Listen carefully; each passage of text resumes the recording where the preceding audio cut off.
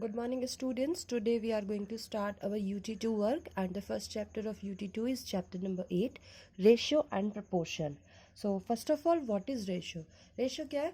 The ratio of two quantities of the same kind and in the same unit is the fraction that one quantity is of the other.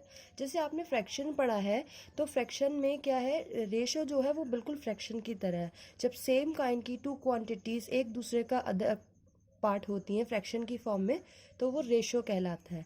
जैसे अगर ए और B ratio में है, तो आप इसे A/B read करेंगे, A/B fraction लिख सकते हैं, और A/B इस तरीके से लिख सकते हैं. फ्रैक्शन और रेशो दोनों में ये देखो, रेशो को इस तरीके से डिनोट किया जाता है, बट जब हम इसे सॉल्व करते हैं तो हम इसे फ्रैक्शन की फॉर्म में यूज़ करके सॉल्व करते हैं. Now come to the exercise. C question number 1. Express each of the following ratio in simplest form. आपको नीचे रेशियोज दिए गए हैं और आपको इनको सिंपलेस्ट फॉर्म में कन्वर्ट करना है.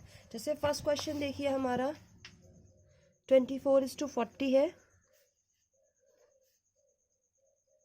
24:40. तो हमने आपको बताया था कि रेशो को आप सॉल्व करते वक्त फ्रैक्शन फॉर्म में लिखेंगे. 24:40, इसको जब आप फ्रैक्शन फॉर्म में लिखेंगे तो ये इस तरीके से हो जाएगा. 2 से ब्रेक कर सकते हैं आप इसे. 2 1 2 2 देन 2 2 एंड 0. 2 6 12, 2 10 20, 2 3 6 एंड 2 5 10. तो इसकी जो सिंपलेस्ट फॉर्म है वो क्या है, 3/5. ये तो फ्रैक्शन हो गई, ठीक है. और इसको अगर हम रेशियो में लिखेंगे तो इसकी जो सिंपलेस्ट फॉर्म होगी वो क्या होगी, 3:5. इसको 3:2 रीड करेंगे आप. तो 24:40 की जो सिंपलेस्ट फॉर्म है वो क्या होगी, 3:5. सेकेंड क्वेश्चन देखिए, वो भी इसी तरीके से होना है. 13.5:15.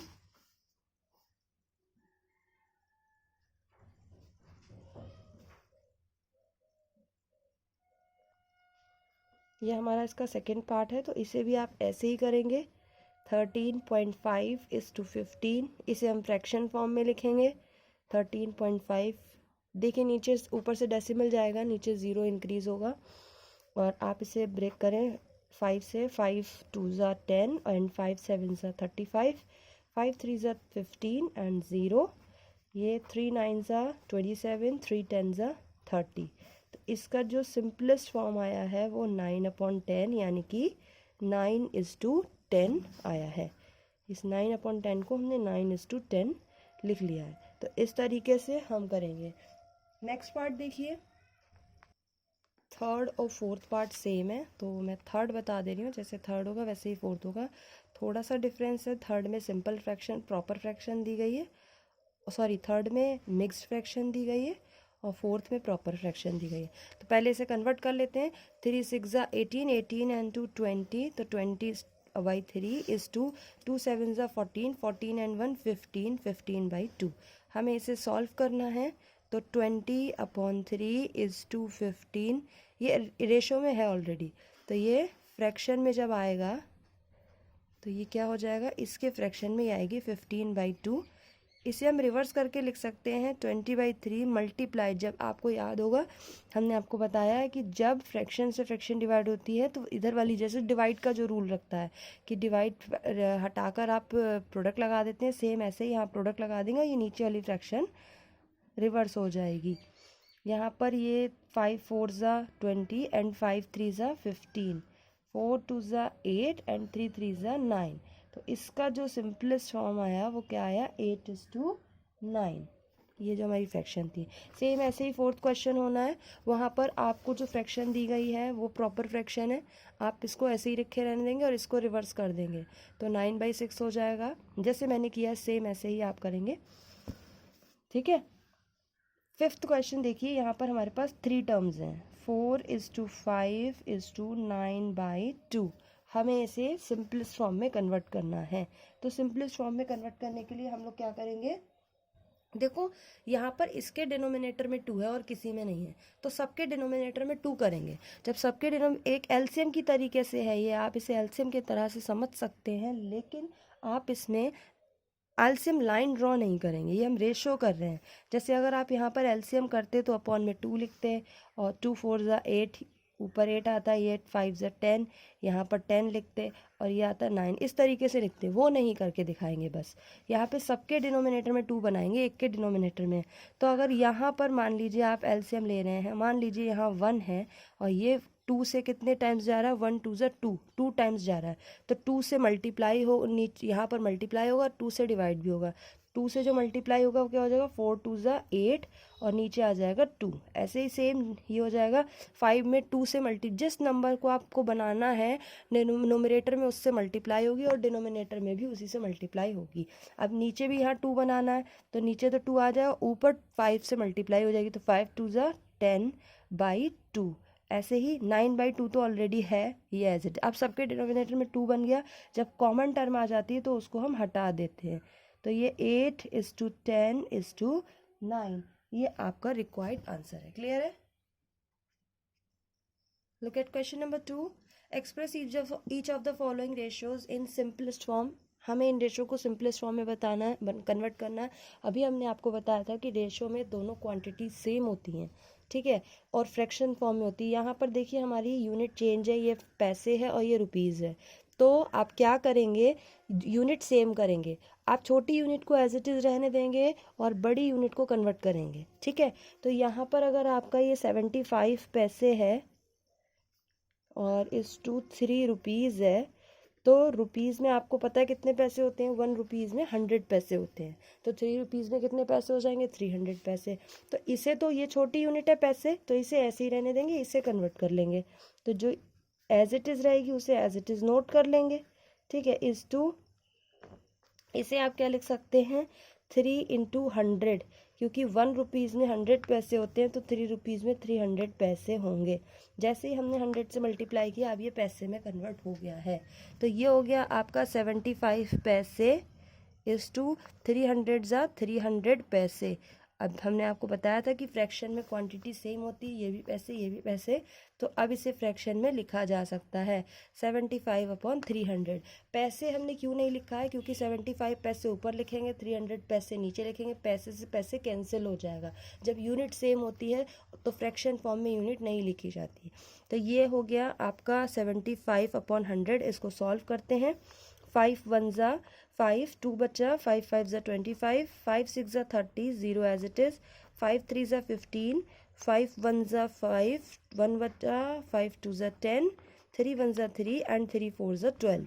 तो हमारा ये जो सिंपलेस्ट फॉर्म आया है 75 पैसे = 3 रुपीज़ का, वो क्या आया, 1:4। क्लियर है?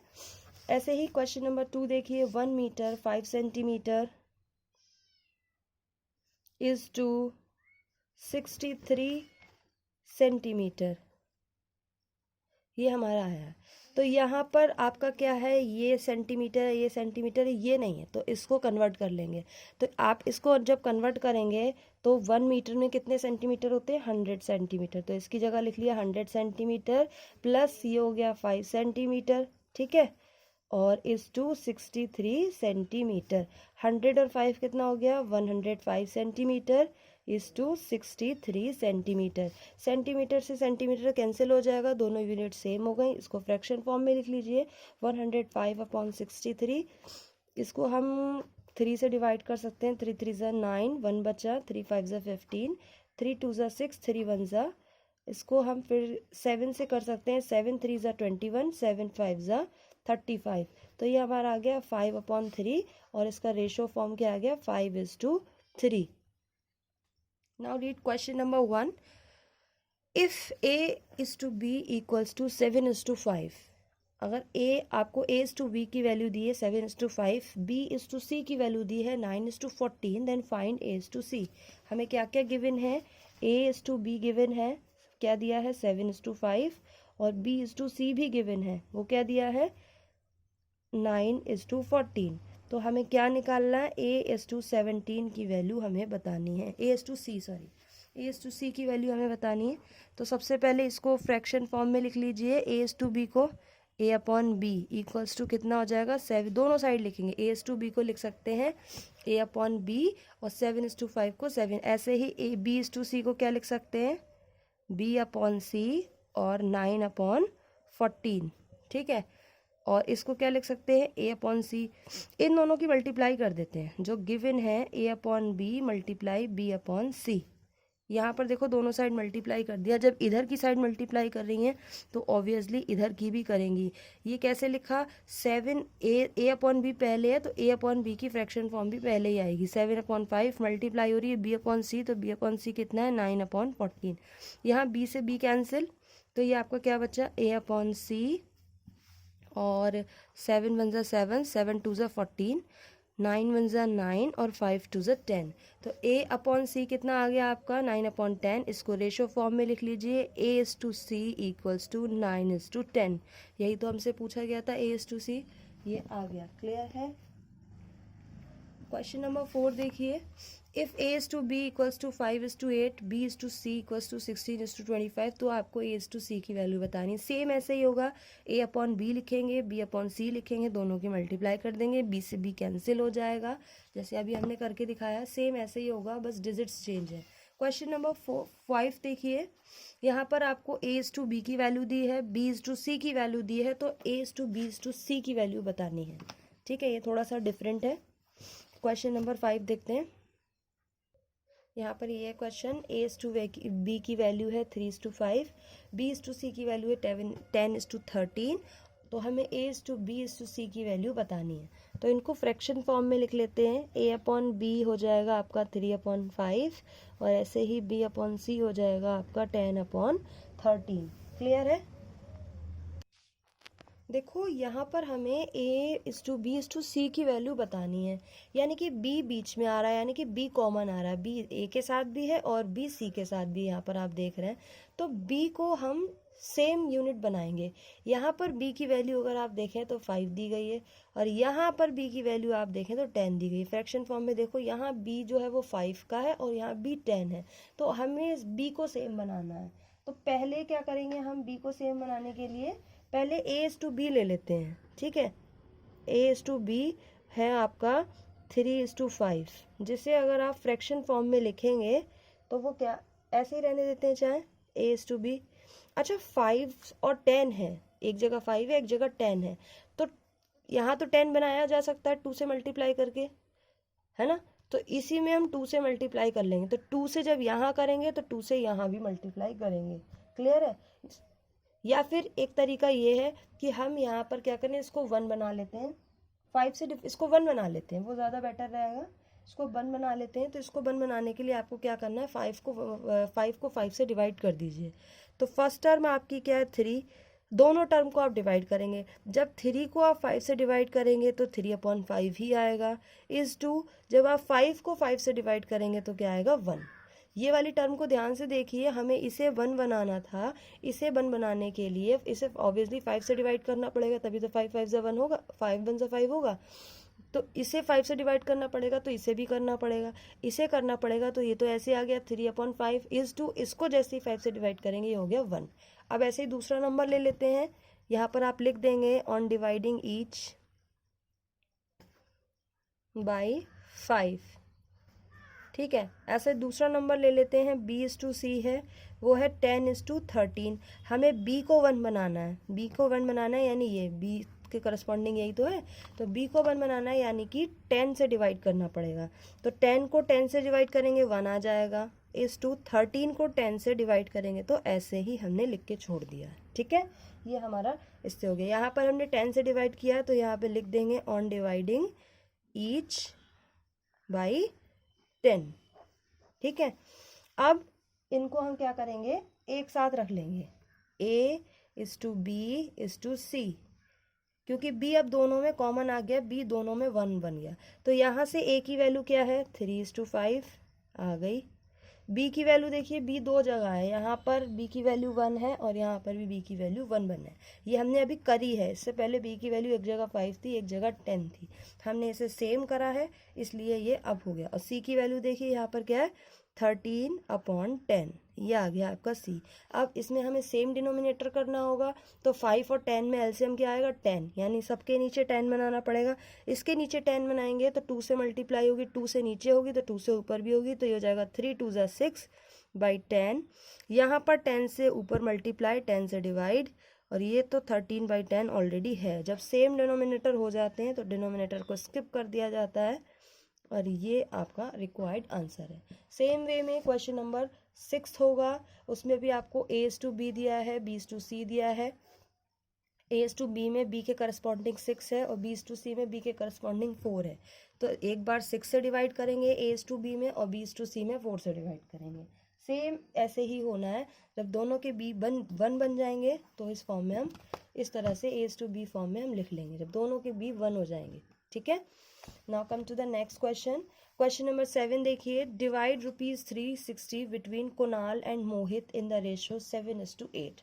आपको 360 रुपीज़ है 2 पर्सनस में डिवाइड करने हैं। कुणाल और मोहित के बीच में रेशो क्या होना चाहिए? 7:8 का रेशो होना चाहिए। जब भी इस तरीके का क्वेश्चन आएगा कि हमें मनी डिवाइड करनी होगी तो जो रेशो दे रखा है सबसे पहले उसका सम निकालेंगे।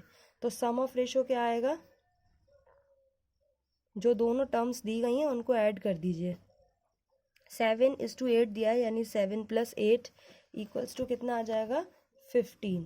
ये हमारे रेशो का सम आ रहा है। अब कुणाल का नेम पहले है तो कुणाल के करस्पॉन्डिंग 7 नंबर होगा, मोहित का नेम बाद में है तो मोहित के करस्पॉन्डिंग 8 होगा। ठीक है, तो कुणाल का शेयर क्या आएगा? कुणाल का शेयर क्या आएगा? ध्यान से देखेंगे, कुणाल का जो शेयर है वो कुणाल के करस्पॉन्डिंग रेशो, कुणाल के करस्पॉन्डिंग क्या रेशो है? 7 अपॉन रेशो का सम जो भी हमने निकाला है 15 मल्टीप्लाई अमाउंट। अमाउंट कितनी है? 360। ठीक है, इसे हम सॉल्व कर लेंगे। 15 2 ज़ा 30 एंड 15 4 ज़ा 60। तो ये हो गया ₹7 × 24। इसकी जब हम मल्टीप्लाई करेंगे तो ये आपका आ जाएगा 7 4 ज़ा 28, 2 कैरी हो गया एंड 7 2 ज़ा 14, 14 एंड 2 16 यानी ₹168। ये कुणाल का शेयर आ गया। सेम वे में मोहित का शेयर निकालेंगे। मोहित का शेयर आप कैसे निकालेंगे?